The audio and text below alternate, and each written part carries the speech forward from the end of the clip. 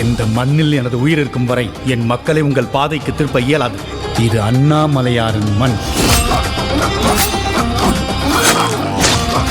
மும்பை மாநகராட்சிக்கு தேர்தலுக்காக பாஜக சார்பில் பிரச்சாரம் செய்த அண்ணாமலை, மும்பை என்பது மகாராஷ்டிராவின் நகரம் மட்டுமல்ல, அது ஒரு சர்வதேச நகரம் என்று குறிப்பிட்டிருந்தார்.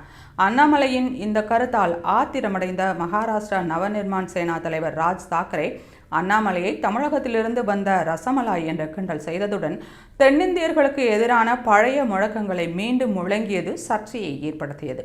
ராஜ் தாக்கரேவின் விமர்சனத்திற்கு சென்னையில் பதிலடி கொடுத்த அண்ணாமலை, என்னை மிரட்ட ராஜ் தாக்கரேவும் ஆதித்ய தாக்கரேவும் யார்? நான் ஒரு விவசாயியின் மகன்.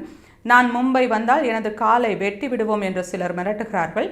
நான் மும்பை வருவேன், முடிந்தால் என் காலை வெட்டி பாருங்கள் என்று ஆவேசமாக தெரிவித்தார். மேலும் மும்பையை உலகத்தரம் வாய்ந்த நகரம் என்று சொல்லுவதால் மராட்டியர்கள் அதை உருவாக்கவில்லை என்ற அர்த்தமா என்றும் அவர் கேள்வி எழுப்பினார்.